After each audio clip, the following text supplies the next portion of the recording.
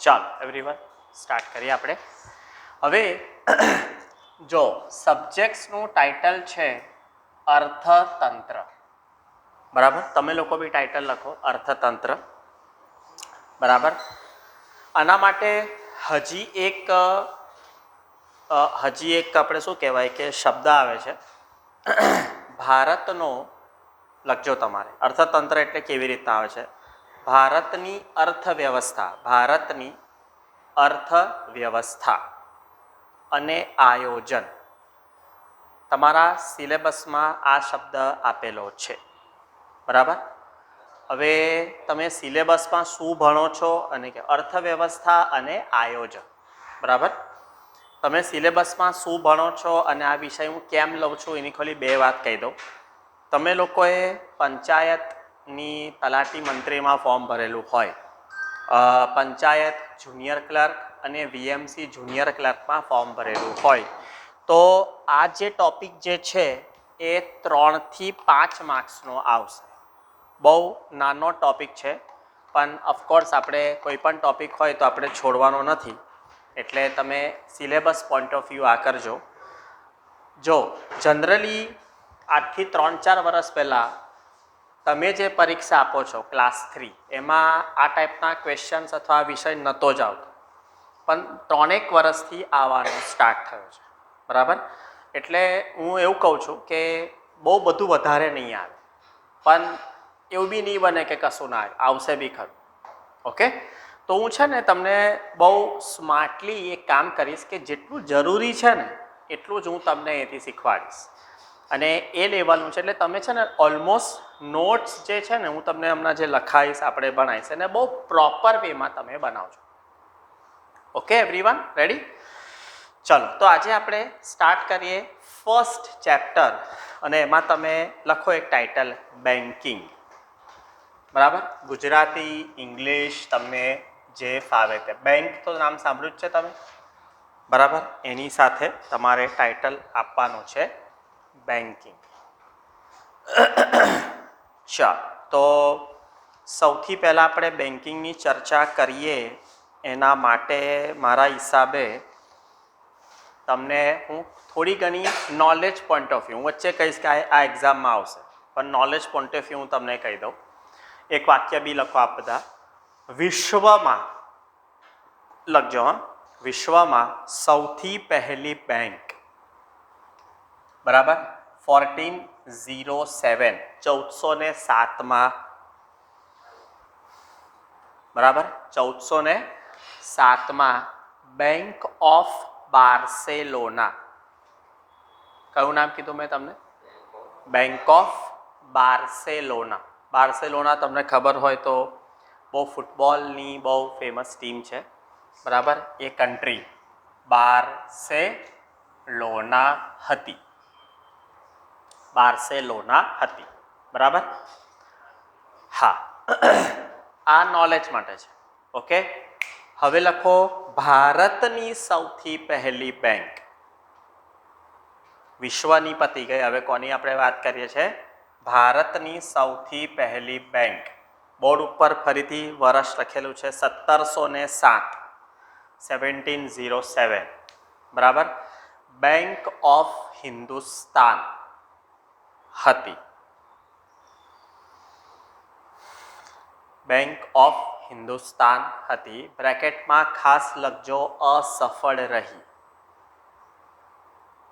બરાબર બ્રેકેટમાં ખાસ શું લખજો અસફળ રહી આ બી તમારા નોલેજ માટે તમને કોઈ એવું પૂછે કે ભારતની સૌથી પહેલી બેંક કઈ તો આનું નામ નહીં લખવાનું પણ કંઈક તો બનેલું ભલે અસફળ રહી પણ એનો પાયો નખાયો ને એટલા માટે આ નામ લખાયું ભારતની સૌથી પહેલી બેંક કઈ હું 5 મિનિટમાં નામ આપીશ એ તમારે લખવાનું છે હવે હું એ પોઈન્ટ પર આવું એની પહેલાં હજી એક વાત તમને કહી દઉં બરાબર આ સમયની બેંકના અંદર બેન્કિંગના માટે વસ્તુઓ અથવા તો પૈસા હતા નહીં મતલબ હું તમને કહું 1928 પછી તો ભારતીયોએ કરન્સી નોટ્સ જોઈ આપણે જે નોટ કહે છે ને આપણે જે કરન્સી નોટ ચલણી નાણું એ આપણે બધાએ 1925 1928 પછી જોઈ. એની પહેલાં આપણે બધા ભારતીયો તો ઓફકોર્સ શું વાપરતા હતા? સિક્કાઓ, કોઇન્સ વાપરતા હતા. કોઇન્સની અંદર તાંબુ, જસત અને ચાંદી ભેગું કરે અને કોઇન્સ આપે. હજી કદાચ બની શકે કે કોઈના ઘરે બ્રિટિશર્સના જમાનાના કોઇન્સ આવે. એક આનો આટલો મોટો બનતો અને આવા ટાઈપના વજનદાર ને આવા તેવા. એની પહેલાં પ્યોર ચાંદીના કોઈન બનતા આમ 100-150 વર્ષ પહેલાં. અને એની પહેલાં સોનાના કોઇન્સ હતા. એટલે તમારી બધી પેલી દાદા અને દાદીની વાર્તાઓમાં સોના મોહરો આપી એવું બધું કહેતા હતા ને, જે ક્યાંક ને ક્યાંક રાઈટ છે. બરાબર, ગોલ્ડ કોઇન્સ બનતા. બરાબર, હવે સાંભળો, આ બધા સમયના બેંકમાં પૈસાની લેવડ દેવડ નથી થતી. બોલો, એને છોડીને બાકી બધાની લેવડ દેવડ થાય. યાદ છે બાર્ટર સિસ્ટમ? બાર્ટર સિસ્ટમ એટલે વસ્તુના બદલામાં વસ્તુ લેવાની. કોમોડિટી એક્સચેન્જ કોઈ હતું નહીં. સાચી વાત? અચ્છા, એટલે તમે કપાસ લઈને આપો તો હું તમને બદલામાં ઘઉં આપી દઉં. બરાબર, મને કપડાં જોઈતા હોય તો તમે મને કદાચ લાકડાના ટુકડા આપતો, એવું બધું. ખબર પડી ગઈ? એનું મૂલ્ય જે બનતું હોય તે. ઓકે, તો બસ એ જ વસ્તુ બેંકમાં જમા થતી. કપડાં, ખાવા પીવાની વસ્તુઓ, અનાજ, જૂતા, બરાબર, ઘરનું કોઈ ફર્નિચર હોય તે, જેની કોઈ કિંમત બનતી હોય તે. અને એમાં બી સૌથી હાઈએસ્ટ પાછું શું હતું ખબર? પશુઓ. કારણ કે તે વખતે કિંમતી વસ્તુ એટલે એ જ હોય ને, જેને ઇંગ્લિશમાં શું કહેવાય છે? Live stock. પશુઓ. બરાબર, પશુધન. સાચી વાત છે? તો એવી બધી વસ્તુ, એટલે બેંકમાં 4 ગાય મૂકીને આવ્યો એવું કે એ સમયની વાત છે. બરાબર, અત્યારે આપણે પૈસાનું ટ્રાન્ઝેક્શન કરીએ છીએ તે. ચાલ, બરાબર, તો આ વસ્તુ એક થઈ ગઈ. હવે ભારતના ઓફિશિયલ ઇતિહાસ ઉપર હું આવું છું. બરાબર, એક રફ અગર વાત કરીએ તો આ ગુજરાત રાજ્ય, ભારત દેશ, આને આ તે. બરાબર, જો મેં ખાલી સાઉથ ઇન્ડિયાનો એટલે કે પશ્ચિમ, દક્ષિણ અને પૂર્વનો દરિયા કિનારો બતાવતો મેપ ડ્રો કર્યો છે. ખ્યાલ આવશે ને અંદાજિત એવરીબડી? બરાબર, હવે અંગ્રેજોએ, હવે આવ્યો બ્રિટિશ પીરિયડ, આના પછીનો જે સમય આવ્યો, આ 1707 એના પછી. બરાબર, તો અંગ્રેજોને ભારત દેશ પહેલી નજરમાં પસંદ કેમ પડી ગયું? તો કે સૌથી લાંબો દરિયા કિનારો આપણા ત્યાં હતો એટલે. ઓકે, અને તે વખતે હવાઈ જહાજ નહોતા, એટલે દરેક વ્યાપાર, કોઈ પણ ટ્રેડ શિપ દ્વારા, જહાજ દ્વારા થતા હતા, સમુદ્રના માર્ગે. Right, clear? તો અંગ્રેજોએ ભારત દેશને 3 બહુ મોટા પ્રાંતમાં ડિવાઈડ કર્યું. ઇંગ્લિશમાં એક શબ્દ કહેવાય છે પ્રોવિન્સ. બરાબર, તમારે ખાલી સમજવાનું છે. આ બાજુનું એક શહેર નામ છે બોમ્બે. બોલો, બરાબર છે? આ બાજુનું એક નામ છે જેને હું નામ આપીશ મદ્રાસ. આ બાજુનું એક શહેર છે જેને હું નામ આપીશ કલકત્તા. બરાબર, ઓફકોર્સ આજના સમયે 3 શહેરના નામ બદલાઈ ગયા છે. આનું થઈ ગયું મુંબઈ, આનું થઈ ગયું ચેન્નાઈ, અને આ તો બધાને ખબર જ છે કોલકાતા. બરાબર છે? હવે અંગ્રેજોએ આવી રીતના આખું એક ડિવિઝન સેટ કરે. બરાબર, તો આ બાજુનું પશ્ચિમ ભારત અને ઉત્તરનો એરિયા, આ બાજુ પૂર્વ ભારત અને ઉત્તર, અને આખો જે છે એરિયા કયો આવે? દક્ષિણ. તો એના માટે એ લોકોએ ગુજરાતી કે ઇંગ્લિશ તમારે ભવિષ્યમાં જેમાં લખવાનું થાય, શબ્દ કહું છું પ્રેસિડેન્સી, એવો શબ્દ આપે. પ્રેસિડેન્સી. પ્રેસિડેન્સી એટલે એક પ્રકારનું પ્રાંત. હવે તે વખતે છે ને તમિલનાડુ ને કેરેલા ને તેલંગાણા એવા કંઈ રાજ્ય નહોતા. તે સમયમાં તો આપણા ભારત દેશને પ્રદેશથી ઓળખવામાં આવતો હતો. સિંધુ ઘાટી પ્રદેશ, કોંકણ પ્રદેશ. સાચી વાત છે? હા, બરાબર. એટલે એક જમાનામાં મૈસૂરનો દબદબો હતો, આજે એ જ વસ્તુ બેંગ્લોરે લઈ લીધી છે. એટલે આવું તો બહુ હતું. દેટ્સ ઇતિહાસ, છોડો, હવે આપણે બેન્કિંગ પર છે. એટલે તો અંગ્રેજોએ શું કર્યું? જો મારા બહુ બધા ધંધા છે, રોજના છે, જહાજ બધા બહુ આવે છે, મને બેંકની જરૂરત પડશે. એટલે એને 3 પ્રાંતની 3 બેઝિક બેંક બનાવી. બરાબર, હવે આ ડ્રો કરવું ના કરવું તમારી ઈચ્છા. હવે હું તમને નામ આપું છું તો લખજો. રેડી? લિસ્ટમાં કન્ટિન્યુ કરજો. પહેલી બેંક આવશે 1806. બરાબર, પહેલી બેંક ક્યારે આવશે? 1806. હવે જો નામ શું આપ્યું? બરાબર, અહીંયા કલકત્તા ભલે છે પણ આ બંગાળનો એરિયા હતો ને, બાંગ્લાદેશ બધું એક જ હતું ને ભાઈ, અખંડ ભારત યાદ હોય તો. બરાબર, તો નામ શું આપ્યું? બેંગાલ અથવા બેંગોલ પ્રેસિડેન્સી બેંક લખો. સમય કયો આવ્યો? 1806. Bengal presidency bank.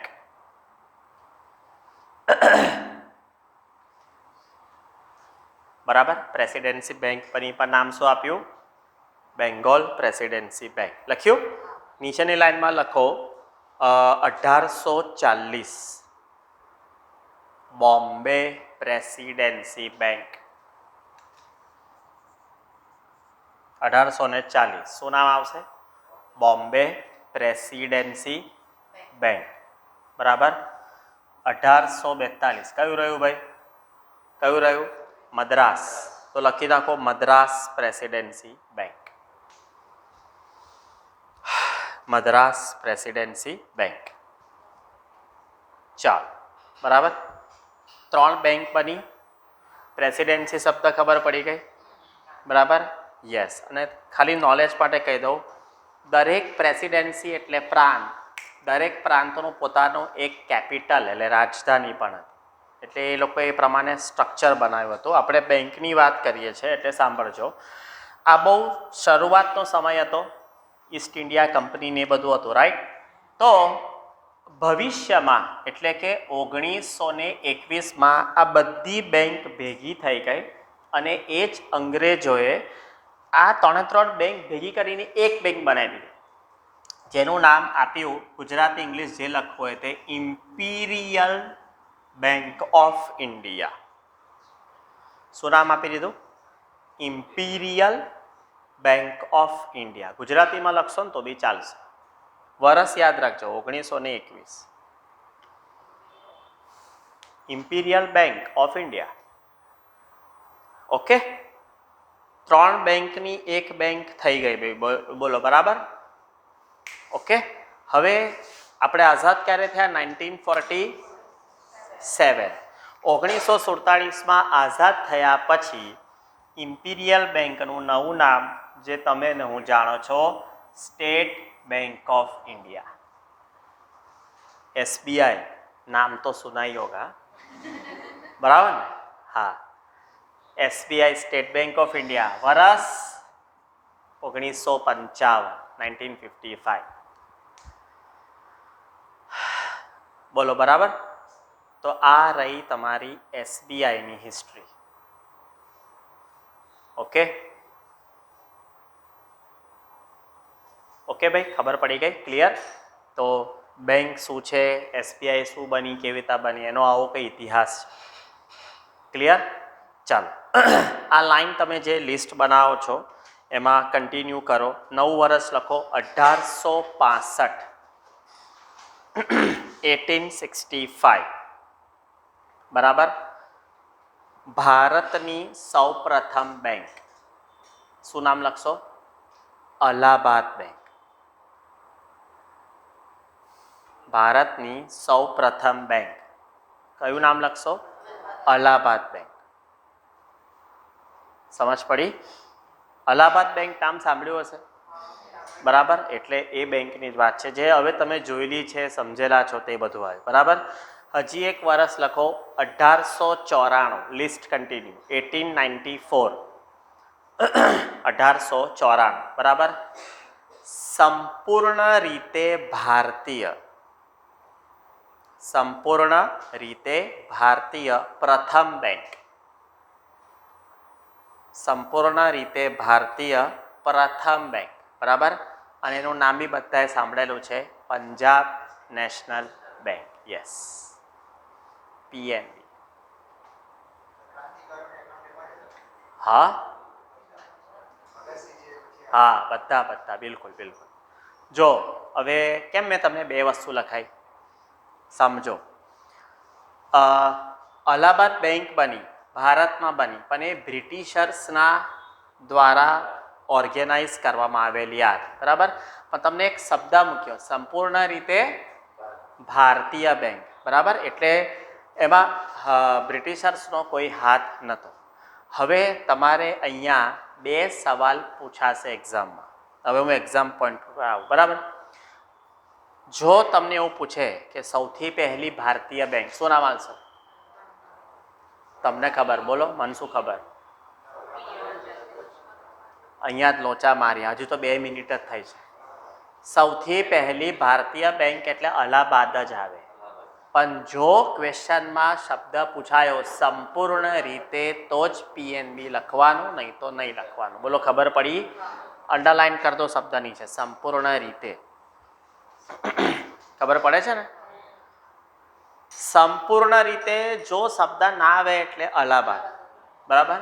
અને આવે તો પંજાબ નેશનલ બેંક, બરાબર છે, પંજાબ નેશનલ બેંક. ઓકે. હવે પેલું ભૂલી જ જજો, પેલું તો એટલે યાદ રાખવા માટે તો હતું જ નહીં, bank of Hindustan. A just એક તમારા ધ્યાનમાં રહે. તો ભારતની પહેલી બેંક અલ્હાબાદ, સંપૂર્ણ રીતે પહેલી બેંક પંજાબ નેશનલ બેંક, બરાબર. આટલું ખબર પડી ગઈ? વાર્તા આગળ વધારું, ચાલો, બરાબર. એમ કરતા કરતા કરતા લખવા નથી, પહેલા વાર્તા સાંભળી લો, પછી આગળ લખજો. 1929નું વર્ષ આવ્યું, બરાબર. ઇકોનોમિક જગતમાં આ વર્ષને ધ ગ્રેટ ડિપ્રેશન યર તરીકે ઓળખવામાં આવે છે. કારણ કે વિશ્વએ પૈસાની દ્રષ્ટિએ આ વર્ષમાં મંદી નથી જોઈ, મહામંદી જોઈ હતી. મંદી એટલે રિસેશન. બજારમાં અમુક ડિમાન્ડ ઓછી થઈ જાય, લોકોની જરૂરિયાતો અથવા ઈચ્છાઓ ઓછી થઈ જાય તો પૈસા ઓછા ખર્ચે. હવે ઈચ્છાઓ કેમ ઓછી થાય? તો કે અમુક કારણો ઊભા થયા હોય, તેમ COVID-19, લોકડાઉન. હવે તમને કરવું હોય તો એ તમારાથી ના થાય, એટલે શું, આપણે વસ્તુ નહોતા કરતા, એટલે આપણે ખર્ચો ઓછો થઈ ગયો તો કદાચ એવું કહેવાય કે મંદીનો માહોલ આવે, જે આપણા ત્યાં તો નથી આવી હમણાં ફિલહાલ કોવિડ લોકડાઉન એમાં. પણ એક વાત છે, તો મહામંદી આવી હતી. મંદીનો બી એક બહુ ખરાબ લેવલ, મહામંદી. એટલે શબ્દ શું આવ્યો હતો? The great depression. પશ્ચિમી દેશો, યુરોપિયન દેશોમાં અસર બહુ ગંદી હતી, ભારતમાં એટલો ફરક નહોતો પડ્યો, બરાબર. તમને આ પ્રસંગ યાદ રહે એટલે હું 1-2 એક્ઝામ્પલ કહું છું. લોકોએ પાછું બાર્ટર સિસ્ટમ ચાલુ કરી. એક્ઝામ્પલ તરીકે હું ભણાવું છું તો હું કોઈના છોકરાઓને ભણાવી લઉં, બદલામાં એ લોકો મને અનાજ આપે. પૈસા વસ્તુ હતી જ નહીં તે સમયે. ટેમ્પરરી 1 વર્ષ 2 વર્ષ માટે આવું ચાલુ થયું હતું, બરાબર. અમુક જગ્યાએ એટલી ગંદી અસર થઈ હતી પશ્ચિમી દેશોમાં. ગૂગલ પર ફોટા છે, કોઈ દિવસ ચેક કરજો. અમુક ઘરોએ પોતાના બાળકો વેચવા કાઢેલા. એટલે હવે આ યાદ રહે, એ લોકોને એવું માનવું હતું, હા તો કરો ને એક્સપ્રેસ. આપણે ક્યાં ફ્રીડમ ઓફ એક્સપ્રેશન છે જ ને ભારતમાં? આપણે કંઈ ચાઇનામાં બેસેલા છે કે આવું ના ગોળી મારી દીધી? ફ્રીડમ ઓફ એક્સપ્રેશન છે. હા, પોતાના બાળકો વેચવા કાઢેલા. કેમ? એ ઘરનું એવું માનવું હતું કે અમારાથી આલન પાલન નહીં થતું, તમે લઈ જાઓ, તમારે એનું જે કરવું એ કરો, બદલામાં આ વસ્તુ હાલ. એ એવી ગંદી સિચ્યુએશન હતી, સમજ પડે છે? આ યાદ રહે એટલે આવું બોલું છું કે મહામંદી, બરાબર. આગળ કહું છું પણ મને એવું લાગે કે મારે કેવું જોઈએ એટલે હું કહું છું. જોજો, હા. આપણે કોરોના વાયરસ કયા વર્ષે આવ્યો હતો? 2019. સાચી વાત. તમે એવું સાંભળ્યું હશે કોરોનામાં વોટ્સઅપ યુનિવર્સિટી દ્વારા કે 100 વર્ષ પહેલાં બી આવું કંઈક થયું હતું. ફ્લૂ આવ્યો હતો અને એમાં જાનહાનિ થઈ હતી ને બહુ બધા મરી ગયા હતા. તો ઇતિહાસ એવું કહે છે કે દર 100 વર્ષે સારું કંઈ ને કંઈ રિપીટ થતું હોય. 2029 7 વર્ષની વાર છે. ખબર છે? ખબર નહીં શું, પણ આવું કંઈક આવી શકે. સાયકલ ચાલે છે, ઇટ્સ અ સાયકલ, એટલે ચાલે છે. એટલે હું તમને ખાલી, આ તો મારો થોટ છે, ના આવે મને નહીં ખબર, કારણ કે આ સમગ્ર માનવ બિહેવિયર છે એટલે બની શકે. જો આવી જાય તો કદાચ આવી જાય, એટલે થોડું ચેતીને રહેજો એમ મારું માનવું છે. હજુ 7 વર્ષ છે, પૈસા ભેગા કરી લેજો જોબ બોબ લઈને ધડાધડ, અને પછી આવું. અને જો એ જતી પણ રહે, ઇટ્સ અ નેચરલ. ફ્લૂ આવ્યો તો અને 5 લાખ લોકો ભારતમાં મરી ગયા હતા, એટલે એવું થયું હતું કે ફ્લૂની દવા નહીં બને. પણ એ જ વસ્તુ કુદરતી રીતે ક્રિએટ થઈ 1.5-2 વર્ષમાં પતી પણ ગયું. COVID-19 is a same thing, right? બરાબર. એક સમયે આપણને સવાલ હતો કે આપણું ભવિષ્ય શું, ખબર છે? આપણે રસી શું ના તે મૂકતા હતા, જે હવે આપણે નોર્મલ બહાર ફરતા ફરતા નોર્મલ લાઈફ થઈ ગઈ. તો ઇટ્સ અ સાયકલ. બરાબર. ચાલો તો આપણે આગળ જઈએ. બરાબર. હવે તમારે એક વાક્ય લખો, જે હવે બેંકમાં હું પાછો આવું છું. 1929ની મહામંદીમાં, વૈશ્વિક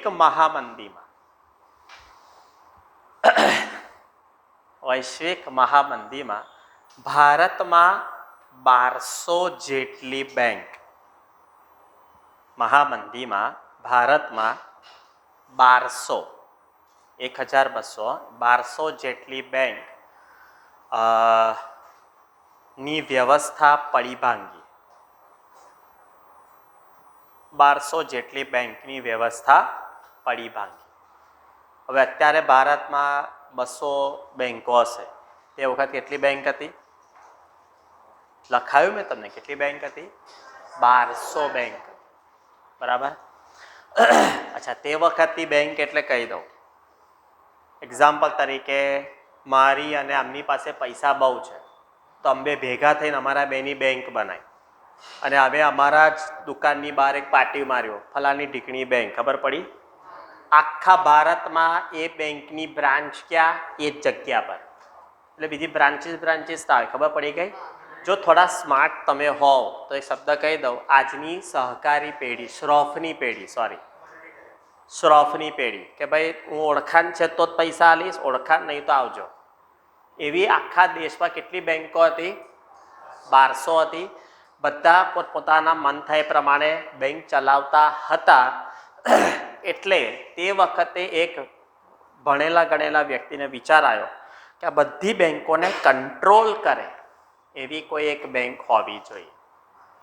બરાબર. હવે વાક્ય લખો. એટલે 1935માં, વાર્તા આગળ વધીને ક્યાં આવ્યા આપણે? 35. 1935માં રિઝર્વ બેંક ઓફ ઇન્ડિયા, નામ સાંભળ્યું હશે ભાઈ? સાંભળ્યું તો હોય જ ને, સવાલ જ નહીં. શું કઈ બેંક બની? હા, RBI, reserve bank of India ની સ્થાપના. બરાબર. હવે કોઈ તમને દિવસ નહીં પૂછે, પણ દિવસ લખો હોય તો લખો 1 એપ્રિલ. 1 એપ્રિલ 1935 કરવામાં આવી.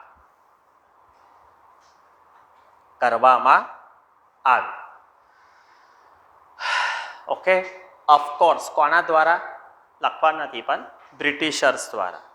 જો એ લોકોએ બેંક તો બનાવી, પણ નામ શું આપ્યું? રિઝર્વ બેંક ઓફ ઇન્ડિયા આપ્યું. એ લોકો ચાહતો બ્રિટિશર્સ કે એવું કંઈક આપી શકત, બ્રિટિશ, પણ નામ શું આપ્યું? ઇન્ડિયા. હવે એનું મેઇન કામ શું હતું? તો કે બધી બેંકોને કંટ્રોલ કરવાનું. બરાબર.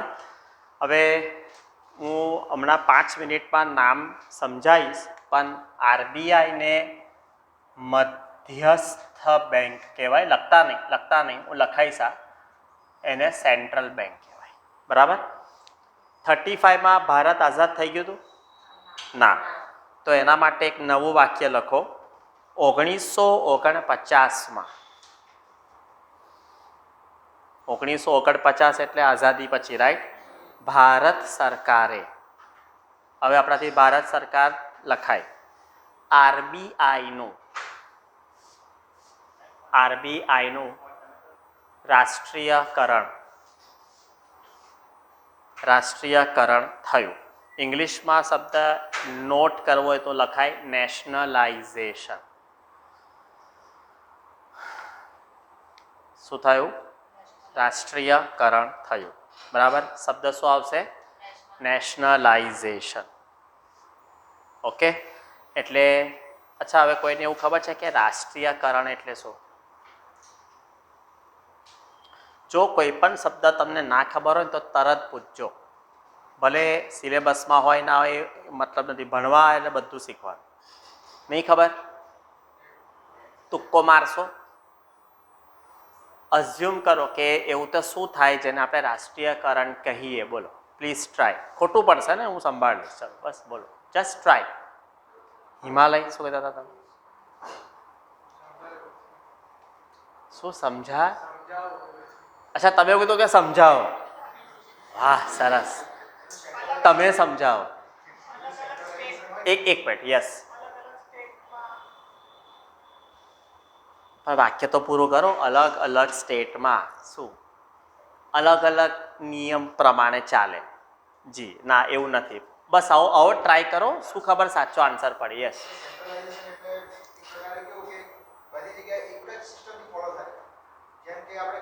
જી એ સેન્ટ્રલાઇઝેશન છે. આપણે વાત કરીએ છીએ નેશનલાઇઝેશન. ઓકે, ચલો, that is also the thing, but sorry એ નથી. Good try. આવું ટ્રાય કરો, આન્સર આવશે. પ્લીઝ. ના, થોડોક આન્સર નજીક આવી ગયા. રાષ્ટ્રીયકરણ એટલે સાદી ભાષામાં કહી દઉં, ગવર્મેન્ટ ઓફ ઇન્ડિયાના હસ્તક એ બેંક આવે. એ બેંકની માલિકી કોણ? ભારત સરકાર. બસ વાત પૂરી, ખતમ. પછી આખા ભારતમાં ચાલવાનું છે. તમે જે બોલ્યા પછી આવો. લખવું ના લખવું તમારી પર છે. પણ શું થયું? 1949માં આરબીઆઈનું શું થયું? રાષ્ટ્રીયકરણ અથવા તો નેશનલાઇઝેશન થયું. ચાલો, બરાબર. આ શબ્દ હું 10-15 મિનિટ પછી આવું છું. અમને લખતા નહીં. આપણે વાર્તા આગળ વધારીએ. બરાબર. ક્યાં સુધી પહોંચ્યા? 1949. બોલો, બરાબર. નોટ્સ બરાબર બનાવી રહ્યા છો ને ભાઈ?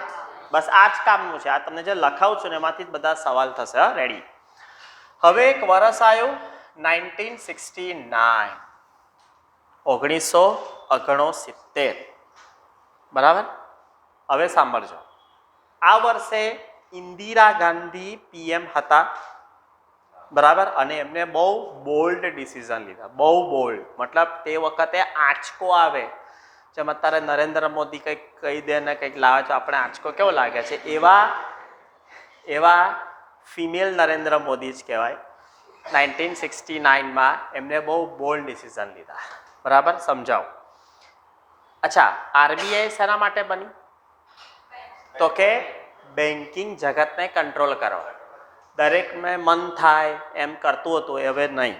મન થાય એટલે એવું છે કે આ બેંક 6% વ્યાજ લે તો પેલી બેંકે હું 4 લઈશ, તો પેલી બેંકે તું તો મારો બહુ ઘરનો, તારા માટે 3. ખબર પડી ગઈ? એ બધું અવ્યવસ્થિત ચાલતું હતું. ઇન્દિરા ગાંધીએ શું કીધું? દેશની મોટી બેંકોએ ફરજિયાત આરબીઆઈના અંડરમાં કામ કરવાનું રહેશે જ. એટલા માટે તમે શું લખજો 50 કરોડથી વધુ મૂડી ધરાવતી, 50 કરોડથી વધુ મૂડી ધરાવતી 14. હવે તમે આ શબ્દ સાંભળ્યો હશે, રાષ્ટ્રીયકૃત બેંક. ઇંગ્લિશમાં કહેવાય નેશનલાઇઝ્ડ બેંક. બરાબર. 14 રાષ્ટ્રીયકૃત બેંકો અથવા તો નેશનલાઇઝ બેંકો નું રાષ્ટ્રીયકરણ થયું.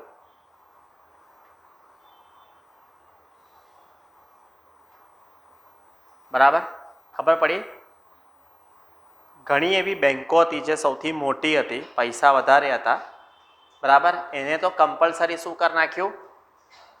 આરબીઆઈના અંડરમાં લઈ લીધી. આરબીઆઈના અંડરમાં લીધી એટલે જ સાંભળો એનું નામ રાષ્ટ્રીયકૃત બેંક પડ્યું. નેશનલ. બાકી પહેલાં એ પર્સનલ પ્રાઇવેટ એન્ટિટી ચાલતી હતી. એક્ઝામ્પલ, બેંક ઓફ બરોડા નામ બધાએ સાંભળ્યું હશે. હજી પણ કોની બેંક છે ખબર છે? સયાજીરાવ ગાયકવાડની બેંક છે. હજી પણ સાંભળો, પણ 69 પહેલા શું હતું? ખાલી અને ખાલી ગાયકવાડ રાજાની બેંક. એટલે એમને મન થાય એ રૂલ્સ રેગ્યુલેશન થાય. ઇન્દિરા ગાંધીએ શું કીધું? 1 મિનિટ, તમે જ માલિક રહેશો, પણ તમારે કામ કોના રેગ્યુલેશન અંડર કરવાનું? આરબીઆઈ. આરબીઆઈ એટલે ભારત સરકાર. હજી પણ એમની જ બેંક છે. હજી પણ જે બેંકનો પ્રોફિટ થાય એનો અમુક ભાગ એમને આપી જ દેવાનો. ભારત સરકારની માલિકી ખરી, પણ ઓરિજિન માલિક હજી પણ ગાયકવાડ જે છે કહેવાય. અમુક ટકા એમને જાય છે, બરાબર. પણ માલિકીમાં એવું હોય, રાષ્ટ્રીયકૃતમાં એક ડેફિનેશન છે, ભારત સરકારની માલિકી 50% વધારે જોઈએ છે. પાર્ટનરશિપમાં જેના ટકા વધારે હોય એનું વધારે ચાલે, રાઈટ? Simple logic. એટલે હજી પણ ગાયકવાડ પરિવારની ખરી, પણ કેવું હોય, 50%થી તો વધારે સરકાર, ભારત સરકાર, બાકીના અમુક ટકા હોદ્દો એમને મળે. એવી કેટલી બેંકો હતી ટોટલ? 14. લખવા નથી, પણ 2-3 કિસ્સા એવા બન્યા, એ બી સમજાઈ દો, બરાબર. 69માં ઇન્સ્યોરન્સ જગતને પણ ગવર્મેન્ટ ઓફ ઇન્ડિયાના અંડરમાં ઇન્દિરા ગાંધી લઈ આવ્યા, બરાબર. જેનાથી એલઆઈસી નામની વસ્તુ થઈ. તમને ખબર હોય, જે ઇન્સ્યોરન્સમાં હોય તો આઈઆરડીએ કહેવાય છે, રેગ્યુલેશન બોડી. આઈઆરડીએ કોઈને ખબર હોય તો, બરાબર. આ બોર્ડ થ્રુ ઇન્સ્યોરન્સ જગત હેન્ડલ થાય, એને 1969માં અંડર લઈ આવ્યા, બરાબર. હજી એક વસ્તુ એમને કરી હતી, નોલેજ માટે સાંભળજો ખાલી. સરદાર પટેલે, આપણે સાંભળ્યું હશે કે બધા રજવાડાઓને ભારતમાં ભેગા કર્યા, કે તમે રજવાડાઓ નથી, તમે ભારત દેશનો ભાગ બનો. તે વખતે એક શરત રાખી હતી સરદાર પટેલે. શું? કે તમને ભારત સરકાર દર મહિને અમુક રૂપિયા આપશે as a pension. As a pension રૂપિયા આપશે, બરાબર. અને મળતા પીતા રાજાને સરકાર તરફથી અમુક રૂપિયા મળતા હતા. 69માં ઇન્દિરા ગાંધીએ એવું કીધું કે આજથી પેન્શન બંધ. કારણ કે તે જમાનો અલગ હતો, આ સમય અલગ થઈ ગયો છે, અને તમારા પેન્શનથી કરોડો રૂપિયાનો ખર્ચો સરકારને આવે છે, અને તમને હવે અમે નહીં આપીએ, સરકારે આ નક્કી કર્યું, બરાબર. મેં ના કીધું બહુ બોલ્ડ ડિસિઝન લીધેલા. હજુ એમને બંધ ના કર્યો હોત તો હજી પણ જે રજવાડાઓ છે એ લોકોને પૈસા મળે. અને તમને કહી દો, હજી બી જે રાજાશાહી ફેમિલી જે જીવતી છે એ જીવે જ છે, મહેલોમાં જ જીવે છે પોતાના, બરાબર. ચાલો, તો 69માં આ થયું, રાઈટ. ચાલો, હવે એના પછીની વાર્તા આગળ વધારો. 1980, 1980, બરાબર. શું લખશો? 200 કરોડથી વધુ. 200 કરોડથી વધુ અન્ય 6 બેંકોનું પણ, અન્ય 6 બેંકોનું પણ રાષ્ટ્રીયકરણ કરવામાં આવ્યું. અન્ય 6 બેંકોનું પણ રાષ્ટ્રીયકરણ કરવામાં આવ્યું, બરાબર. હવે 1980માં સિચ્યુએશન શું થઈ? 14 + 6, આન્સર શું આવે? આપણા દેશમાં 20 નેશનલાઇઝ બેંક પતી ગઈ, ફાઇનલ થઈ ગઈ, વાત ખતમ. એટલે પેલી જે બધી 1200 ને બધી હતી ને, એ તો એમ ત્યાં પતી ગઈ હતી, પણ હજી બી નાની નાની બધી બહુ બેંક્સ હતી, એ બધું બંધ થઈ ગયું. અને આપણા દેશમાં ખાલી કેટલી બેંક્સ રહી? 20 નેશનલાઇઝ બેંક જે છે તે જ રહી. ખબર પડી ગઈ? બસ. તો અને બીજી બધી બેંક બંધ ના કરી, પણ એને મોટી બેંકોમાં મર્જ કરી દીધી, કે ભાઈ હવે તમે આ બેંક ચલાવો છો છેલ્લા 40 વર્ષથી, ઓકે, પણ બહુ નાનું કેપિટલ છે, ચલો આમાં merge. Bank of India, Canara bank, એ બધી જે તમે નામ મોટા સાંભળ્યા હોય, એ અમુક નાની નાની બેંકોનું મર્જિંગ છે. ચલો, બરાબર. હવે આવ્યો લેટેસ્ટ સમય, આપણો સમય, એટલે કે 2017.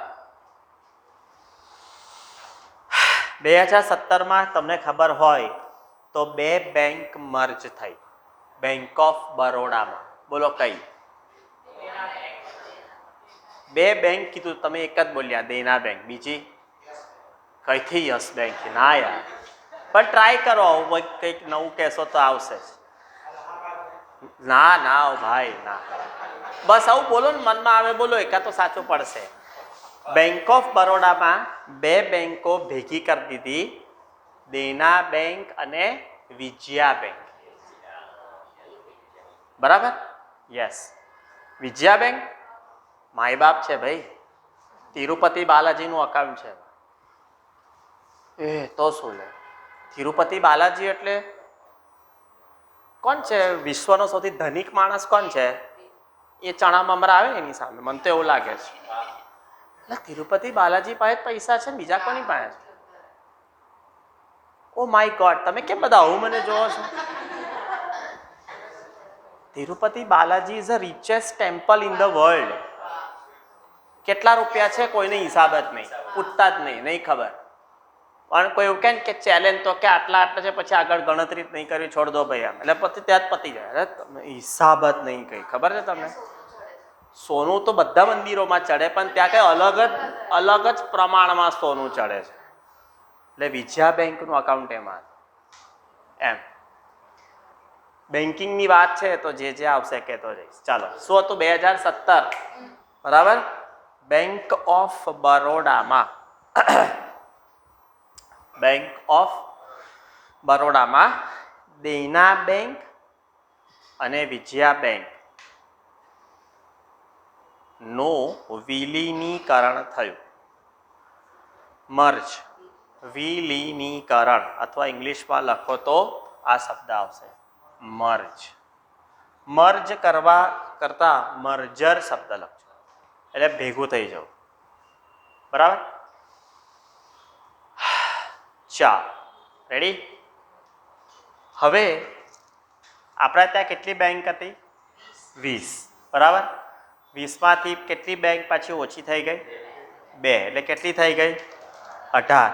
આજે આપણા દેશમાં કેટલી નેશનલાઇઝ બેંક છે? સરકારી. શું 18? આજે આપણે ત્યાં ખાલી 7 જ બેંક છે.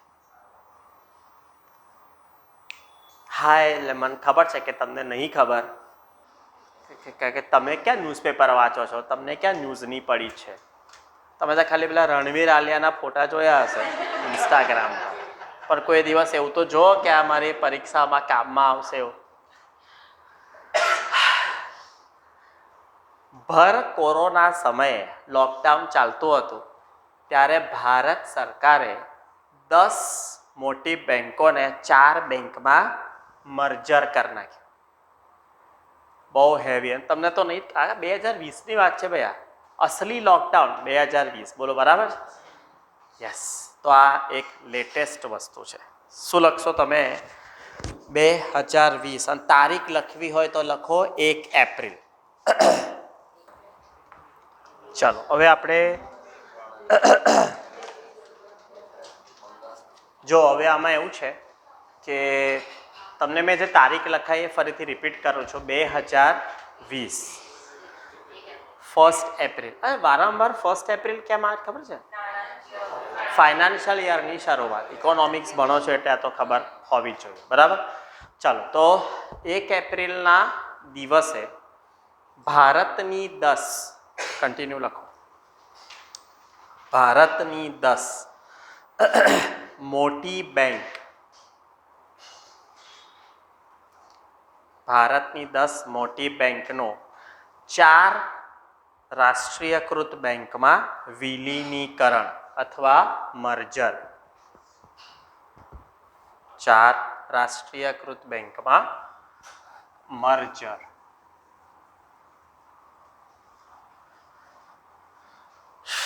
હવે કઈ બેંકમાં કઈ બેંક આવી ગઈ એનું લિસ્ટ તમારે લખવાનું છે. કમ્પલસરી યાદ બી રાખવું પડશે. બરાબર? પહેલી બેંક છે પંજાબ નેશનલ બેંક. બરાબર? PNB. એની અંદર 2 બેંક આવી છે, એટલે આ રહી, પણ તમારે એવું લખવાનું કે આની અંદર આ 2 બેંક આવી. હવે તમને ફૂલ ફોર્મ નહીં ખબર તો તમારે આખું નામ બી લખાય. OBC એટલે ઓરિએન્ટલ બેંક ઓફ કોમર્સ, બરાબર. અને યુ એટલે United bank of India. United, union નહીં, હા United, yes, United bank of India. આ બે બેંક પીએનબીમાં જતી રહી. ચાલો બીજું બેંકનું નામ લખજો, કેનેરા. કેનેરા બેંકમાં કઈ બેંક આવી ગઈ? સિન્ડિકેટ બેંક છે તે આવી ગઈ, મર્જ થઈ ગઈ.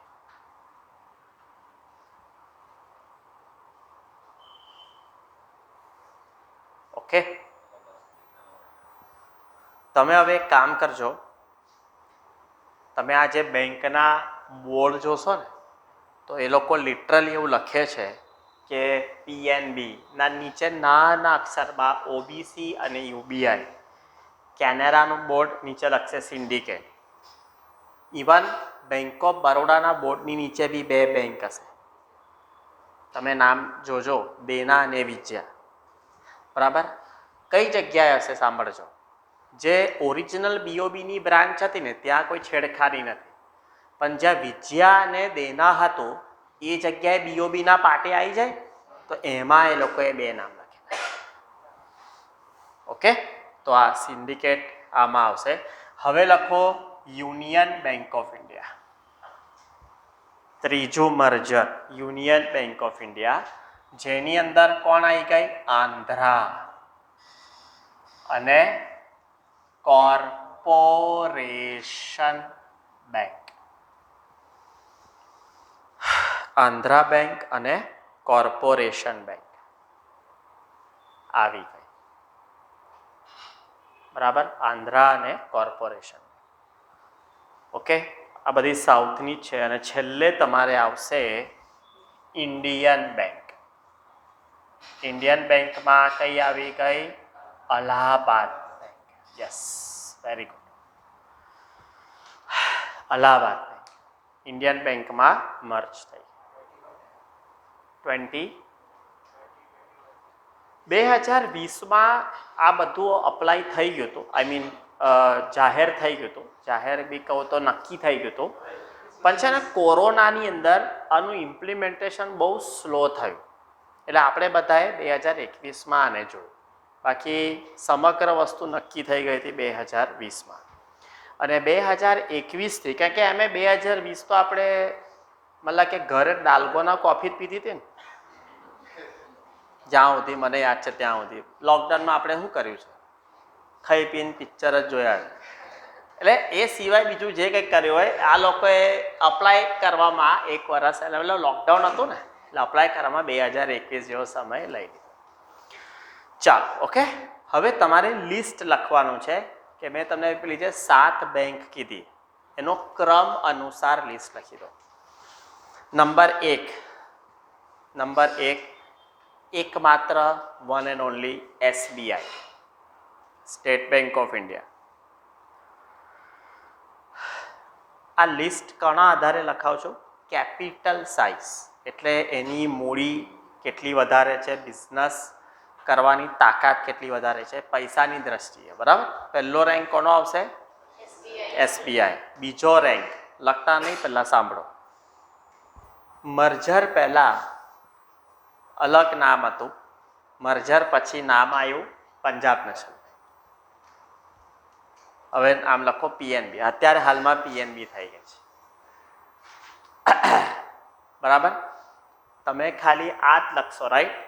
એટલે એની અંદર આ બે બેંક હતી એ તો અંદર આવી ગઈ. Okay. Number 3 bank of Baroda. Number 3 આજે કઈ છે? બીઓબી.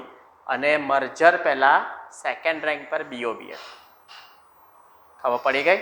તો પંજાબ નેશનલ બેંક કઈ આવી ગઈ? સેકન્ડ. બીઓબી ક્યાં આવી ગઈ? થર્ડ.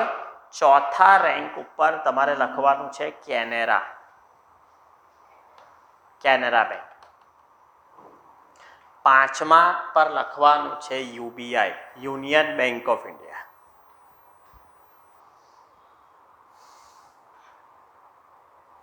બરાબર. અને છેલ્લા પર તમારે લખવાનું છે નહીં ઉભા રહો. તો છઠ્ઠો આવ્યો. 6th પર નામ બદલાશે બેંક ઓફ ઇન્ડિયા. કોઈ મર્જર નહીં, હજી છે જેવી ને એવી ને એવી છે. BOI bank of India. અને 7મા રેન્ક ઉપર આવશે ઇન્ડિયન બેંક. એક જ રહી ને, બરાબર. તો આપણા ભારતમાં હાલમાં કેટલી 7 નેશનલાઇઝ બેંક છે, બરાબર.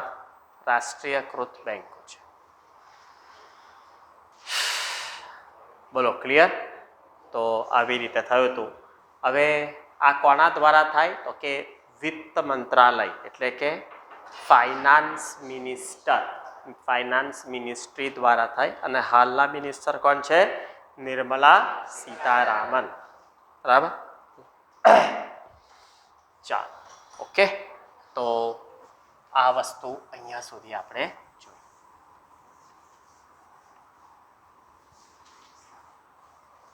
ચાલો, બરાબર. તો હવે આપણે પાછા પોઈન્ટ પર આગળ જઈશું. એ પ્રાઇવેટ બેંક છે. હા, આ રાષ્ટ્રીયકૃત બેંકોની જરૂર છે. એમાં RBI લાગે. ભારતની અંદર કોઈ પણ બેંક કામ કરે ને બધાને RBI લાગે. એકચ્યુઅલી એ જ પરમિશન આપે કે તમારાથી ફલાણી ડીકડી કોઈ પણ બેંક પણ RBI થ્રુ. પણ આ સરકારના માલિકી હેઠળની બેંકો છે. જ્યારે એક્સિસ, HDFC, યસ બેંક એ બધી પ્રાઇવેટ થઈ. પ્રાઇવેટ થઈ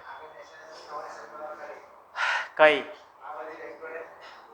મને નહીં લાગતો કે થાય. ના થવી જોઈએ યાર. નેશનલાઇઝ બેંકોમાં પ્રિન્ટર જ નહીં ચાલતા, પાસબુક પ્રિન્ટ કરાવવાનું. HDFCમાં રાખવા દો ને ચાલુ, બધું બરાબર છે. હું તો કહું મજા આવે. નહીં, એઝ અ જોક કહું છું, પણ જે છે અત્યારે બરાબર છે. જે રાષ્ટ્રીયકૃત, જે પ્રાઇવેટ થવી જોઈએ. ચાલો હવે આપણે આ જ ભણીશું. બંને હોવું જોઈએ, બંને હોવું જોઈએ, બિલકુલ. ચલો, શું લખશો તમે હવે? બેંકના પ્રકાર. નવો એક ફ્રેશ ટોપિકનું ટાઇટલ આપો. નવો મુદ્દો ચાલુ કરીએ હવે, બરાબર. એક બેંકનો ઇતિહાસ ને બધું પતી ગયું. બેંકના પ્રકાર, બરાબર. હવે તમે બેંકની વાત કરશો તો આપણા દેશમાં બેંકના 2 પ્રકાર છે, બરાબર. પહેલાં હું લખું છું ઇંગ્લિશમાં સેન્ટ્રલ બેંક, બીજો પાર્ટ કહેવાય કોમર્શિયલ બેંક. યસ. ગુજરાતીમાં કહેવાય મધ્યસ્થ બેંક, ગુજરાતીમાં કહેવાય વ્યાપારિક બેંક. લખો પહેલા મધ્યસ્થ બેંક અને વ્યાપારિક બેંક.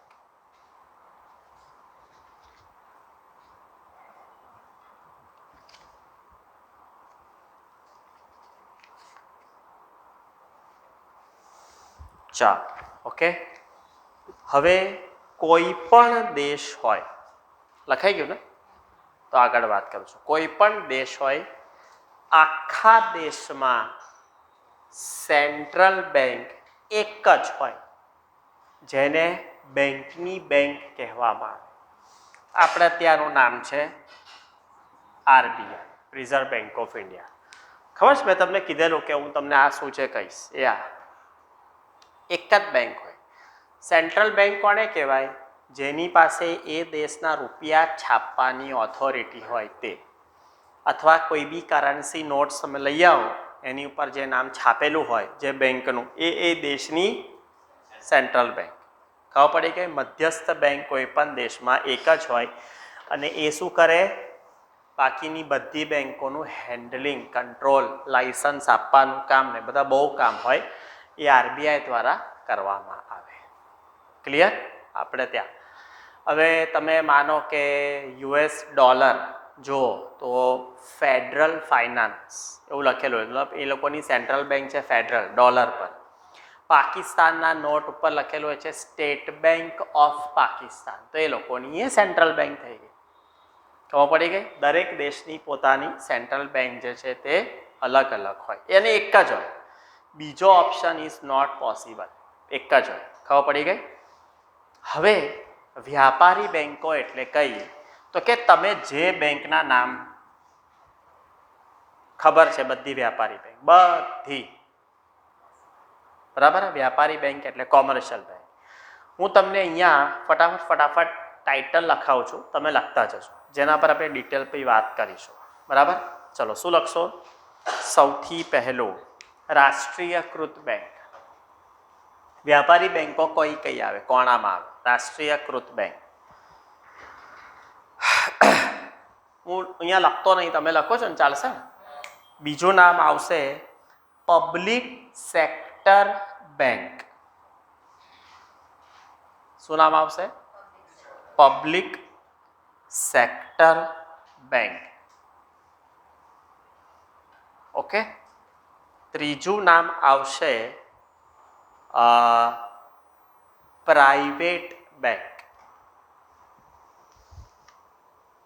ત્રીજું નામ આવશે પ્રાઇવેટ બેંક. પ્રાઇવેટ બેંક એટલે ખાનગી ક્ષેત્રની બેંક, ગુજરાતીમાં લખવું હોય તો ખાનગી ક્ષેત્રની બેંક. પછી જે નંબર આવતો એ લખો વિદેશી બેંક એટલે ફોરેન બેંક્સ. ફોરેનનો સ્પેલિંગ કંઈક આવો આવે, ફોરેન બેંક. ઓકે, વિદેશી બેંક, બરાબર. ચાલો, ત્યાર પછી આવશે એક શબ્દ ખાલી હાલમાં આવું લખજો, RRB. સમજાઈશ, દરેકમાં આપણે સમજીશું. RRB એટલે ગ્રામીણ બેંક. RRB એટલે શું આવશે? ગ્રામીણ બેંક. ઓકે, બરાબર. અને ત્યાર પછી એક, હા, એ શું છે સમજાઈશ હમણાં વખત આવે. પછી લખો સ્મોલ ફાઇનાન્સ બેંક, અને ગુજરાતીમાં લખો તો લઘુ બેંક. સ્મોલ ફાઇનાન્સ બેંક ગુજરાતીમાં લખો તો લઘુ બેંક. પછી લખો પેમેન્ટ બેંક. હા, પેમેન્ટ બેંક. અને પછી લખો સહકારી બેંક. હા, સહકારી બેંક. સહકારી બેંક. ઓકે, તો આવી રીતના આ પ્રકાર છે. આપણે આ બધા પ્રકાર એક એક કરીને જોઈશું. તમે લખી દીધું?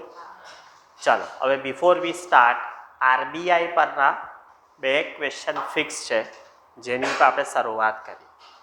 પહેલો ક્વેશ્ચન, આરબીઆઈના પ્રથમ ગવર્નર કોણ? ગવર્નર એટલે ખબર હશે કે જે આરબીઆઈ છે એનો હેડ, એને આપણે ગવર્નર કહીએ, રાઈટ?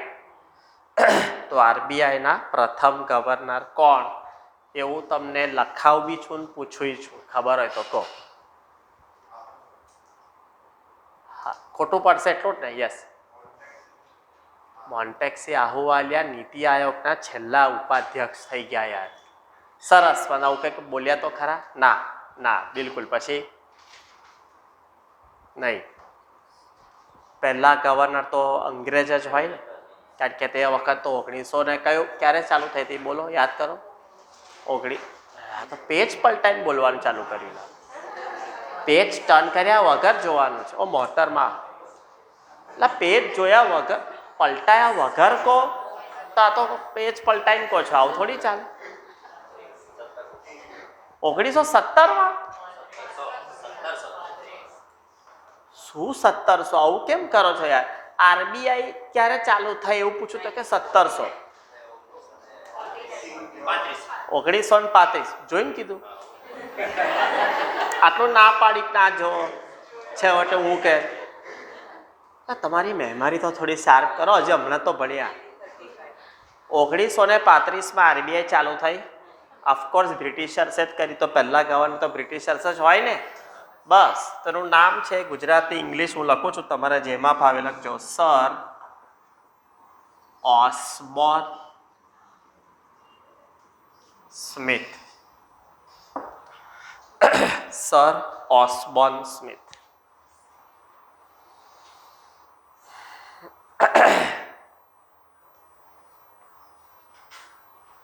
બરાબર.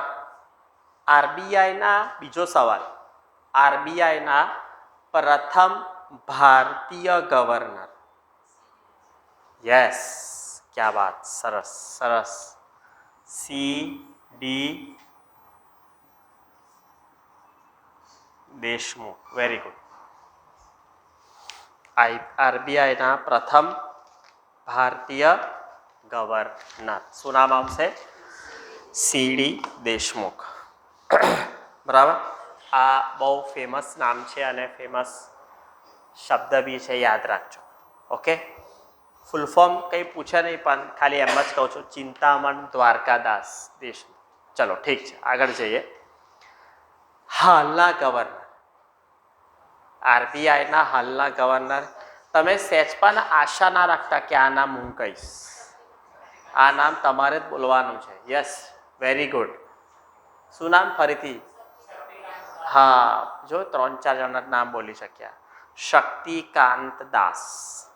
બિલકુલ રાઈટ રાઈટ, શક્તિકાંત દાસ. બરાબર. અત્યારે એ 25મા ગવર્નર છે, 25th. Shaktikanta Das. Okay, knowledge માટે આની પહેલા કોણ હતા? લખી રાખો. 24માં કોણ હતા? ઉર્જિત પટેલ. યસ, 24માં કોણ હતા? ઉર્જિત પટેલ. અને એની પહેલાના બહુ મસ્ત ફેમસ હતા, લખી રાખો નામ. હા, રઘુરામ રાજન. અત્યારના છોડીને બાકી બધા જૂના યાદ છે. રઘુરામ રાજન 23માં. લોક લાડીલા કહેવાય એ ગવર્નર રઘુરામ રાજન. લખ્યું 23માં. બસ, એટલે આવું કદાચ પૂછાય કે અત્યારે છે તો પહેલા કોણ હતું, તો કદાચ તમે આન્સર આપી શકો. ચાલો, બરાબર. હવે ગવર્નર બહુ કામની વસ્તુ છે. કરન્સી નોટ ઉપર ખબર છે ને તમને, સહી પણ એની હોય છે. અને કોઈ દિવસ તમે કરન્સી નોટ કાઢીને વાંચશો તો પેલું લખેલું હોય છે, ખબર છે કે મેં ધારકો, હવે 100ની નોટ હોય તો કે 100 રૂપિયે અદા કરને કા વચન દેતા હું. એટલે એ એકચ્યુઅલી પીસ ઓફ પેપર જ છે. ઇટ્સ અ સેમ લાઈક કે તમારી જે નોટબુકમાં તમે કાગળ ફાડીને આપો એ જ કાગળ છે, પણ એની ઉપર જે આંકડો લખેલો છે અને સિગ્નેચર છે, તો એ રૂપિયાની વેલ્યુ આ દેશમાં ગમે તેટલી કોઈ પણ જગ્યાએ તમે એ દેશની વેલ્યુની વસ્તુ આપી શકો અને પરચેસ વસ્તુ કરી શકો. એ સહીની કિંમત છે. ઓકે, તો ગવર્નર છે શું કહેવાય એ તમને ખબર પડી. ડન. ચાલો, હવે આપણે આવીશું કોમર્શિયલ બેંક્સ પર. સ્ટાર્ટ કરીએ નંબર 1. નંબર 1 મેં તમને રાષ્ટ્રીયકૃત બેંક લખાયું છે, પણ શરૂઆત આપણે કરીએ પબ્લિક સેક્ટરથી. લખો પબ્લિક સેક્ટર એટલે કે જાહેર ક્ષેત્રની બેંક. બરાબર. આપણે બધા એક એક કરીને પોઈન્ટ લઈશું. જો ભાઈ, હવે એક બેઝિક વિચાર તમારા મગજમાં હું પહેલાં એડ કરી દઉં. What is a purpose of commercial bank? વ્યાપારિક બેંકનો સૌથી પહેલો હેતુ શું છે? તો કે યાદ શું રાખવાનું? પ્રોફિટ. ધેટ્સ ઇટ, ખતમ, બસ, વાર્તા પૂરી. ખબર પડી મેં શું કીધું? આપણા દેશમાં બધી બેંકો કઈ છે? વ્યાપારિક બેંકો છે. બધા દેશમાં આવું જોઈએ. અને બધી બેંકોનો પહેલો હેતુ શું છે? પ્રોફિટ. બસ, પતી ગઈ વાત. બરાબર. તમે એવું સેટ પર ના વિચારતા કે ઓહો એ તો આપણી સેવામાં છે, એ તો આપણા પૈસા સાચવે છે. એ બધું જ થશે, પણ એની પાછળનો મેઇન મકસદ શું છે? પ્રોફિટ. તમે ધ્યાનથી જોશો ને તો કોઈ પણ બેંકમાં તમારું અકાઉન્ટ જે હશે કશું જ ફ્રી નથી. આપણી ચેલેન્જ, તમારે જે કંઈ ફ્રી કહેવું હોય બોલવાનું ચાલુ કરો, હું તમને એનો ચાર્જ કહું. યાદ કરો. ચલો, કશું જ ફ્રી નથી. એટલે તમે કહો કે હા સર આ ફ્રી છે, બોલો, એટલે હું તમને હા પાડું, ના પાડું, બોલો. બધાનો ચાર્જ છે, ખબર છે ને તમને? બરાબર. એટલે શું પણ તમે કહો તો ખરા કે એકાદ બે વસ્તુ. હા ચલો, SMS ચાર્જ લે છે, સાચી વાત છે. એ ના હોવો જોઈએ. એટીએમ કાર્ડનો ચાર્જ લઈ લે છે 3 મહિનાના વાર્ષિક આટલા. પછી અમુક જગ્યાએ એકાઉન્ટ હેન્ડલિંગ ચાર્જ લઈ લે છે, અમુક જગ્યાએ અમુક ખાતામાં, સાચી વાત છે. પછી બીજું કંઈ, નવી ચેકબુક ઇસ્યુ કરો તો એક ચેકના 3 રૂપિયાના નામે લે છે. કદાચ અમુક બેંકોએ તો પાસબુકનો ચાર્જ લેવાનું ચાલુ કર્યો છે. શેનો ચાર્જ હોય? તો આપણે હજારો લાખો રૂપિયા પડ્યા છે, એના ઉપર લોકો તાગડ ધીન્ના કરે છે, તો આના તો થોડી ચાર્જ લેવાય, પણ ના અમે તો લઈશું. સાચી વાત છે. પછી આપે શું કીધું?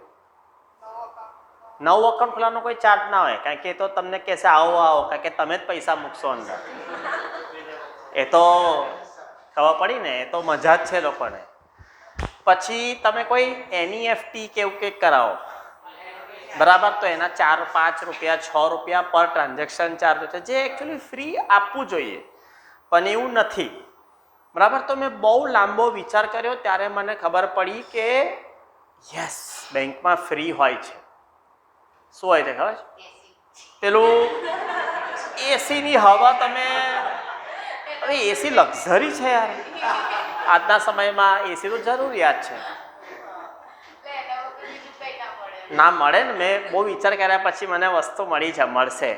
તો સાઈડમાં ખર પાણી પીવાનું પેલું મિલ્ટન પડેલું, તો તમે પાણી પી શકો, એનો ચાર્જ નહીં લેતા. અને ક્યારેક પેલી લખવાની એમ પેન પેલી દોરી બાંધીને આમ લટકાયેલી હોય, કોઈ આમ તોડીને ઘેર લઈ જાય તો એ ફ્રી. મારું એવું માનવું છે ત્યાં સુધી બધા પર ચાર્જ લઈ રહેશે, અથવા ઇનડાયરેક્ટલી ચાર્જેબલ છે. બરાબર. Because the main object is to make profit. Okay, yes. તો એ દિશામાં તમે વિચારો. એટલે ચલો, પહેલું નામ શું આપ્યું? શું લખ્યું આપે? Public sector bank. ચાલો, બરાબર. પબ્લિક સેક્ટર બેંક, જાહેર ક્ષેત્રની બેંક. ગુજરાતીમાં લખો તો એવું શબ્દ આવે, જાહેર ક્ષેત્ર. હવે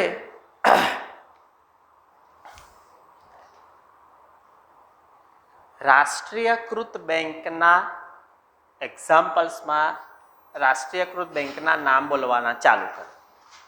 નેશનલાઇઝ બેંકના નામ આપણા દેશમાં કઈ બેંકો છે બોલવાનું સ્ટાર્ટ કરો. SBI તમારો ખોટો આન્સર છે. કેનેરા બેંક સાચો આન્સર છે. BOB સાચો આન્સર છે. મતલબ મારે તમને એવું શીખવાડવું છે કે SBI એ રાષ્ટ્રીયકૃત બેંક નથી. જો તમારી બિલીફ સિસ્ટમને ધક્કો પહોંચવાનો છે આ વાતથી. SBI એ કોઈ નેશનલાઇઝ બેંક નથી. SBI એ પબ્લિક સેક્ટર બેંક છે. થોડુંક વિચિત્ર લાગશે, પણ યસ, આ સત્ય છે. અને આ સત્ય 1 કે 2% ભારતીયને જ ખબર છે. હું દરેક બેચમાં બધા લોકોને કહું છું તો આવું જ, હે અચ્છા એવું, સમજાવો.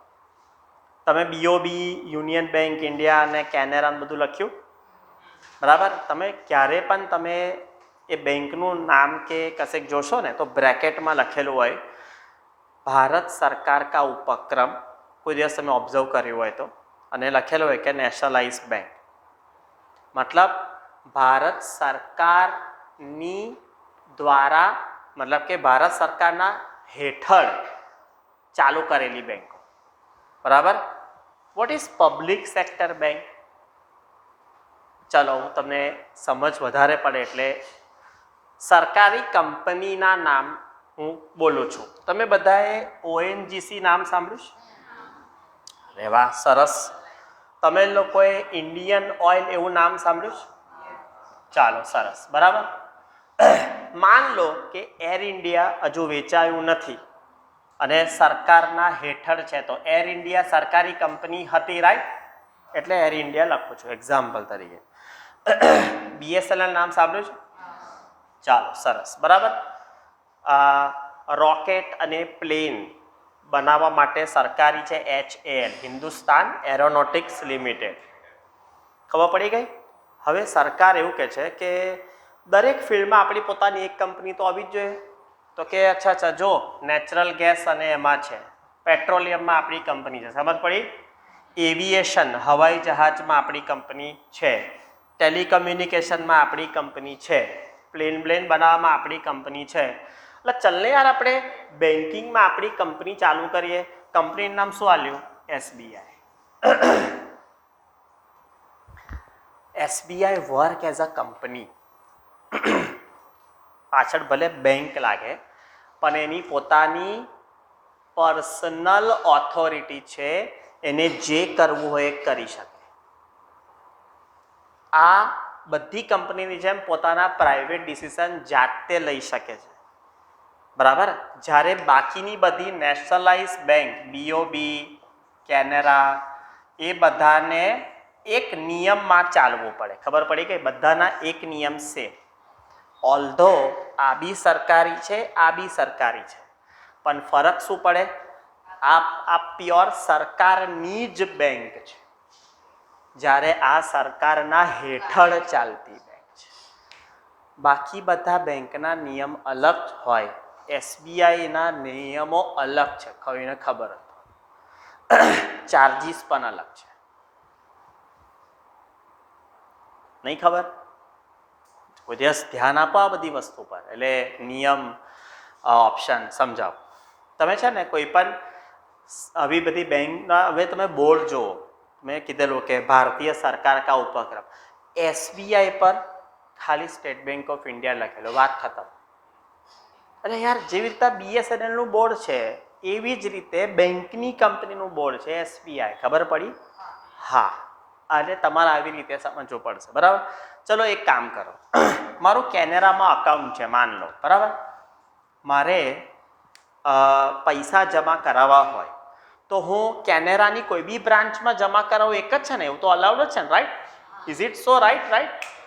હું અહીંયા નહીં, હું ગયો રાજકોટમાં અને મેં પૈસા જમા કર્યા તો લે જ ને, એમાં શું વાંધો છે? એસબીઆઈ કે 1 મિનિટ હું લઈશ, પણ એ જમા કરાવવાના 25 રૂપિયા ચાર્જ. હા, નિયમ છે. જે આ લોકો ના કરી શકે, આ વર્ક એઝ અ કંપની તો આને કર્યું. કંપનીના નિયમો બધા ઇન્ડિવિજ્યુઅલ હોય, આનો નિયમ અલગ હોય તો આનો નિયમ અલગ હોય, એવું આને આ નિયમ બનાવે. હવે કોઈ કે યાર આવું થોડી ચાલે યાર, ફ્રીજ હોય ને તો કે જો આ જો બોર્ડ લખ્યું છે ને પણ ચાર્જ લખેલા જોઈ લે. ચાલો તમે કહો કે હા લખેલા તો છે, કોઈને હજી વધારે મૂળ થયો તો એને આરટીઆઈ કરી. આરટીઆઈ ખબર હશે, રાઇટ ટુ ઇન્ફોર્મેશન. તો એને ખબર પડી, ઓ તારી, આ તો એસબીઆઈ તો સરકારી બેંક છે જ ને, પબ્લિક સેક્ટર બેંક છે, સરકારની બેંક છે. સમજ પડી? સો they can work as a company. હવે ખબર પડી ને? બહુ ઓછા લોકોને ખબર છે આ, પણ આવું છે. તમને ખબર હોય તો આ બધી બેંકનું રિક્રુટમેન્ટ એક બોર્ડ દ્વારા થાય છે, આઈબીપીએસ. આ કે હું આઈબીપીએસમાં છું જ નહીં, હું મારી ભરતી અલગ કરીશ. અરે એવું જ નહીં, ઓએનજીસીની ભરતી અલગ નહીં કરતું, અલગ. સાચી વાત. એવી રીતે આ એની અલગ ભરતી કરે, બસ. ખબર પડી? ફરીથી હજી એક વખત કહું છું, SBI work as a company, પણ બેંકની કંપની છે, બસ. ખબર પડી કે? પણ 98% ભારતીયોને આ વસ્તુની ખબર જ નહીં. એ સરકારી બેંક, બીજી બધી બેંકોની જેમ બેંક. મેં તમને હમણાં લિસ્ટ એવું કીધું કે રાષ્ટ્રીયકૃત બેંકોના લિસ્ટ લખો. હકીકતમાં મારાથી રાષ્ટ્રીયકૃતમાં એસબીઆઈ ના બોલાય, પણ હવે તમને આ કહેવું હતું એટલે હું તો સમજાયા પછી આ વાક્ય બોલીશ. ચાલો આગળ જાઉં.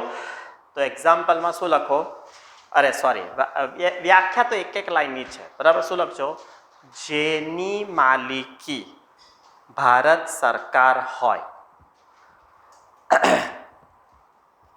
જેની માલિકી ભારત સરકાર હોય અને 50%થી વધુ ભાગીદારી હોય,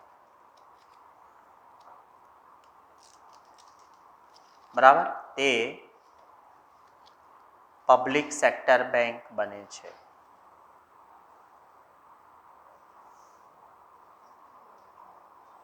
તે પબ્લિક સેક્ટર બેંક બને છે. બોલો, બરાબર. આપણા દેશમાં 2 બેંકો પબ્લિક સેક્ટર બેંક છે. એક્ઝામ્પલ તો લખવા જ પડશે. એક તો ઓફકોર્સ લખી રાખો, એસબીઆઈ, બરાબર. બીજી બેંક કઈથી આ બેંક ઓફ બરોડા તો હમણાં રાષ્ટ્રીયકૃતમાં આવશે. આઈડીબીઆઈ, આ બી નામ સાંભળ્યું હશે આપણે. આઈડીબીઆઈ બેંક સાંભળ્યું છે?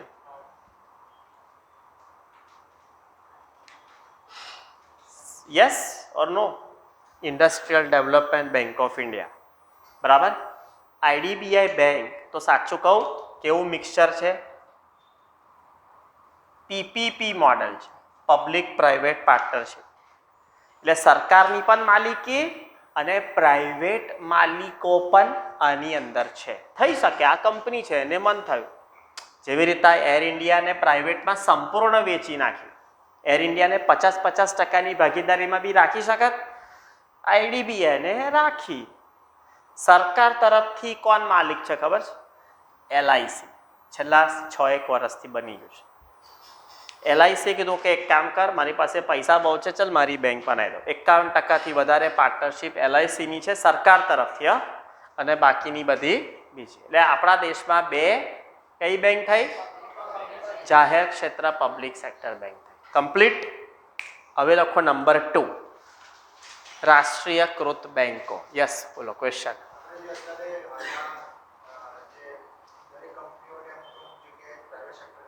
હા હા હા, કરી શકે પણ નહીં કરે, કારણ કે સારો એવો પ્રોફિટ મેકિંગ છે અને જરૂરત નથી. જ્યારે કોઈ કંપની પરફોર્મ ના કરતી હોય ને તો એને કરી દેવી. પરફોર્મ કરે છે તો શું વાતો છે, કરી શકે ખરો. આન્સરમાં હા, પ્રાઇવેટ કરી શકે. ચલો, શું લખ્યું? રાષ્ટ્રીયકૃત બેંક લખી રાખો, તમને ખબર જ છે. એક્ઝામ્પલ બેંક ઓફ બરોડા જે તમારે લખવું હોય તો કેનેરા. હાલમાં 6 રાષ્ટ્રીયકૃત બેંક છે, બોલો બરાબર? બરાબર. 7 લખાય, એમાંથી એક કાર્ડ નાખવાની એટલે 6. યસ, લખી રાખો. હાલમાં 6 રાષ્ટ્રીયકૃત બેંક છે. ચાલો, લખ્યું. અને તમારે નંબર 3 કયો આવશે? મેં તમને લિસ્ટ આપેલું છે, જો આપણે એને ફોલો કરીએ. પ્રાઇવેટ બેંક, ખાનગી બેંકો. યસ, પ્રાઇવેટ બેંક એટલે શું આવશે? ખાનગી બેંક. પ્રાઇવેટ બેંક કોને કહેવાય? જેની માલિકી કોઈ વ્યક્તિની હોય, બરાબર? જસ તમારે લખવું હોય, જેની માલિકી કોઈ વ્યક્તિની હોય, બરાબર. પ્રાઇવેટ બેંક એટલે હવે જો આપણે સાદી ભાષામાં કહીએ તો ઇન્ડિયન પ્રાઇવેટ બેંક, ભારતીય પ્રાઇવેટ બેંક કઈ? HDFC, ICICI, axis, IndusInd bank. જે કંઈ 2-3 નામ લખવા હોય તો લખી રાખો. યસ બેંક, આરબીએલ બેંક નામ સાંભળ્યું હોય તો કોઈ બી 2-3 જ લખો, બધી બહુ છે, બરાબર. પ્રાઇવેટ બેંક્સ ખાસ લખજો. હાલમાં 19 બેંક છે આવી. પ્રાઇવેટ બેંક કેટલી થઈ ગઈ? 19 પ્રાઇવેટ બેંક્સ. ઓકે. સૌથી પહેલી પ્રાઇવેટ બેંક કઈ? 1995માં બનેલી આઈસીઆઈસીઆઈ બેંક. સૌથી પહેલી પ્રાઇવેટ બેંક આપણા ભારતમાં 1995માં બની હતી. હા, 1995માં સૌથી પહેલી પ્રાઇવેટ બેંક બની આઈસીઆઈસીઆઈ, બરાબર.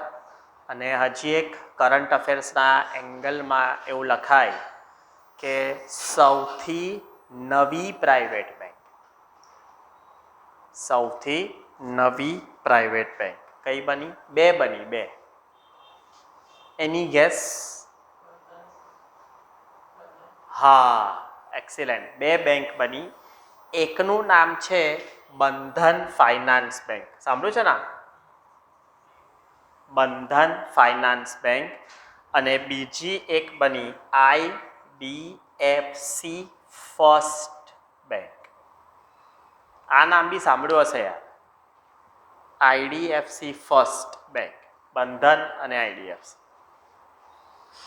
2016માં બરાબર આ બે નવી પ્રાઇવેટ બેંકને એન્ટ્રી આપવામાં આવી.